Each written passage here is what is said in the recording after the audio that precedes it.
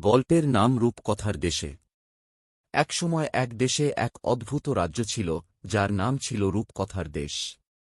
এই রাজ্য ছিল পরীদের, জাদুকরদের এবং মায়াবী প্রাণীদের নিবাস। রূপকথার দেশটি ছিল জাদুর পরিপূর্ণ, যেখানে প্রতিটি গাছপালা, নদীনালা, এমনকি বাতাসও জাদুর সুবাস ছড়াত। রাজ্যের কেন্দ্রে একটি বিশাল প্রাসাদ ছিল, যা ছিল স্ফটিক এবং মুক্তোর তৈরি। এই প্রাসাদের অধিপতি ছিলেন রাজা আলোরিক, যিনি ছিলেন এক মহান জাদুকর।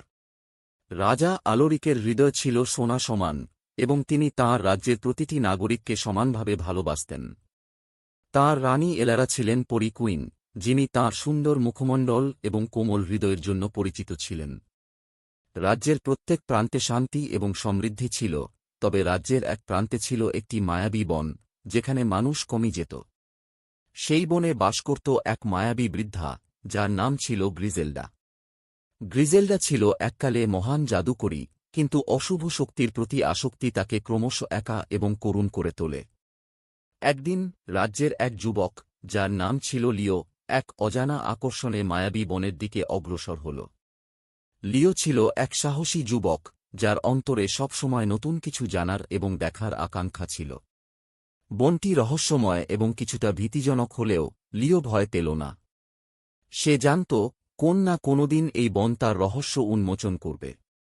লিও মায়াবী বনের গভীরে প্রবেশ করতেই অনুভব করল বাতাস ভারী হয়ে গেছে, চারদিকে অদ্ভুত শব্দ ও আলো ঝলমল করছে। হঠাৎ করেই তার সামনে উদ্ভাসিত হল একটি ঝলমলে আলো, যার ভিতরে বসেছিলেন গ্রিজেলডা। লিও তাকে দেখে কিছুটা অবাক হলেও সাহস সঞ্চার করে বলল, আপনি কে? এবং এই বনের রহস্য কি? গ্রিজেলডা তার মায়াবী চোখে তাকিয়ে মৃদু হেসে বললেন, আমি গ্রিজেলডা, এই বনের অভিভাবক। তুমি যদি সত্যি সত্যি এই বনের রহস্য জানতে চাও, তবে তোমাকে কিছু শর্ত মানতে হবে। প্রথমত, তোমার হৃদয় সবসময় সৎ এবং সাহসী হতে হবে। দ্বিতীয়ত, তোমাকে একটি দায়িত্ব পালন করতে হবে, যা রাজ্যের জন্য খুব গুরুত্বপূর্ণ। লিও সাহসী এবং সদয় ছিল, তাই সে গ্রিজেলডার শর্ত মেনে নিল।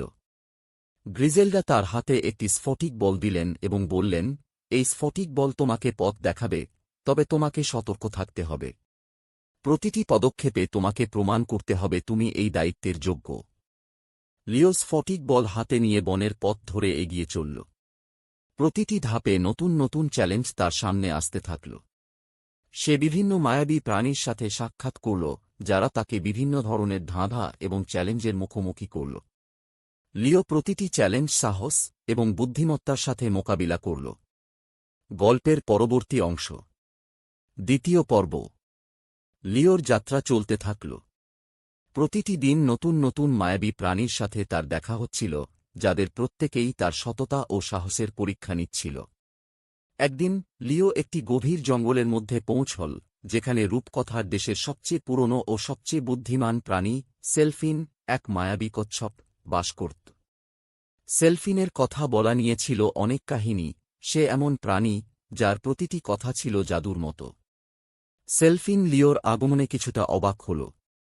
তুমি এখানে কিভাবে এলে, যুবক? তার গভীর কণ্ঠস্বর শুনে লিও মৃদু হাসল এবং বলল, আমি স্ফটিক বলের নির্দেশনা অনুসরণ করছি। গ্রিজেলডা আমাকে এই পথে পাঠিয়েছেন। সেলফিন কিছুক্ষণ চুপ করে থেকে বলল, তাহলে তুমি অবশ্যই খুব গুরুত্বপূর্ণ কোনো দায়িত্ব পালন করতে চলেছ। তবে আমি তোমাকে একটি প্রশ্ন করব। উত্তর সঠিক হলে তুমি তোমার পথে চলতে পারবে, অন্যথায় তোমাকে ফিরে যেতে হবে। লিও সেলফিনের প্রশ্নের জন্য প্রস্তুত হল। সেলফিন ধীরে ধীরে বলল, আমার প্রশ্ন হল, প্রকৃত সাহস কি? লিও একটু ভেবে উত্তর দিল, প্রকৃত সাহস হল ভয় থাকা সত্ত্বেও নিজের আদর্শের প্রতি অবিচল থাকা এবং সঠিক কাজটি করার চেষ্টা করা। সেলফিন হাসল এবং বলল, তোমার উত্তর সঠিক। এখন তুমি তোমার যাত্রা চালিয়ে যেতে পার। সেলফিনের আশীর্বাদ নিয়ে লিও এগিয়ে চলল। কিছুক্ষণ পরে সে একটি মায়াবী নদীর পাড়ে এসে দাঁড়াল। নদীর জল ছিল স্বচ্ছ এবং উজ্জ্বল, যা চাঁদের আলোতে স্ফটিকের মতো ঝলমল করছিল। লিও নদীর পাড়ে বসে কিছুক্ষণ বিশ্রাম নিল এবং তারপর নদীর উপর একটি সেতু খুঁজে পেতে শুরু করল। কিন্তু সেতুর কোনো চিহ্ন না পেয়ে সে হতাশ হল। সে ভাবতে লাগল কিভাবে নদী পার হওয়া যায়। ঠিক তখনই নদীর জলে একটি আলোর ঝলকানির মধ্যে একটি পরী দেখা দিল। পরী তার সামনে এসে বলল, আমি নীলা, এই নদীর রক্ষক। তোমার মনোভাব দেখে আমি বুঝতে পারছি তুমি সৎ এবং সাহসী। কিন্তু এই নদী পার হতে হলে তোমাকে এক বিশেষ কাজ করতে হবে। তুমি কি সেই চ্যালেঞ্জ গ্রহণ করতে প্রস্তুত? লিও সাহস নিয়ে বলল, হ্যাঁ, আমি প্রস্তুত। নীলা বলল, তাহলে শোনো, নদীর মাঝে একটি পাথর আছে যার উপর লেখা আছে একটি ধাঁধা। সেই ধাঁধার সঠিক উত্তর দিলে নদী নিজে থেকেই তোমার জন্য পথ খুলে দেবে। লিও নদীর মাঝে পাথরটি খুঁজে পেয়ে সেখানে গিয়ে দাঁড়াল। পাথরের উপর লেখা ছিল, আমি কি, যা যত বেশি পূর্ণ হয় তত কম থাকে। লিও কিছুক্ষণ ভেবে বুঝল যে উত্তরটি হল গর্ত। সে সঠিক উত্তর দিলেই নদীর জল সরে গিয়ে তার জন্য একটি পথ খুলে গেল। লিও সেই পথ ধরে নদী পার হল এবং তার যাত্রা আবারও শুরু হল। এবার সে এক বিশাল প্রান্তরে এসে পৌঁছল। প্রান্তরের মাঝে ছিল একটি মহল, যার চূড়ায় ছিল এক সোনালী ঘণ্টা। মহলের সামনে ছিল এক জাদুকরী সিংহ, যার নাম ছিল লুমিয়ার। লুমিয়ার বলল, আমি জানি তুমি এখানে কেন এসেছ। তবে মহলে প্রবেশ করার আগে তোমাকে একটি কাজ করতে হবে। মহলের পিছনে একটি বিশাল বৃক্ষ আছে যা কখনো ফুল ফোটে না। তুমি যদি সেই বৃক্ষকে ফুল ফোটাতে পারো তবে মহলের দরজা তোমার জন্য খুলে যাবে। লিও মহলের পিছনে গিয়ে সেই বৃক্ষটি দেখল। বৃক্ষটি অনেক পুরনো এবং শুষ্ক ছিল।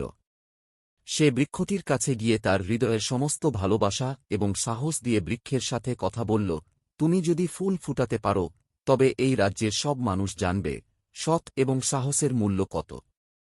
বৃক্ষটি তার ভালোবাসা অনুভব করল এবং হঠাৎ করেই শুষ্ক ডালগুলোতে এক এক করে ফুল ফুটতে শুরু করল। লুমিয়ার মহলের দরজা খুলে দিল এবং লিও মহলের ভেতরে প্রবেশ করল। মহলের ভেতরে ছিল এক রহস্যময় কক্ষ, যেখানে রাখা ছিল একটি বিশাল আয়না। সেই আয়নার মধ্যে দেখা যাচ্ছিল রূপকথার দেশের বিভিন্ন অংশ। হঠাৎ করেই আয়না থেকে একটি আলো বেরিয়ে এসে লিওর সামনে দাঁড়াল। সেই আলো থেকে উদ্ভাসিত হল রাজা আলোরিক। রাজা আলোরিক বললেন, লিও, তুমি তোমার সততা এবং সাহসের মাধ্যমে এই মহলের সব চ্যালেঞ্জ অতিক্রম করেছ। এখন তোমাকে একটি গুরুত্বপূর্ণ কাজ করতে হবে। আমাদের রাজ্যে এক অশুভ শক্তি প্রবেশ করেছে যা আমাদের সবকিছু ধ্বংস করার চেষ্টা করছে। তোমার সাহস এবং সততার প্রমাণ পেয়ে আমি বুঝেছি তুমি আমাদের একমাত্র আশা। লিও বলল, আমি প্রস্তুত, মহারাজ। আমাকে বলুন কি করতে হবে। রাজা আলোরিক বললেন, তোমাকে সেই অশুভ শক্তির মোকাবিলা করতে হবে এবং আমাদের রাজ্যকে বাঁচাতে হবে। এই স্ফটিক বল তোমার পথ দেখাবে এবং তোমাকে সাহায্য করবে। মনে রেখো, তোমার হৃদয়ের সততা এবং সাহসই তোমার আসল শক্তি। লিও স্ফটিক বল হাতে নিয়ে মহল থেকে বেরিয়ে এল এবং তার নতুন অভিযানে রওনা দিল। এবার তার সামনে ছিল এক বিশাল দায়িত্ব, যা সম্পূর্ণ করতে হলে তাকে তার সর্বশক্তি এবং বুদ্ধিমত্তা প্রয়োগ করতে হবে।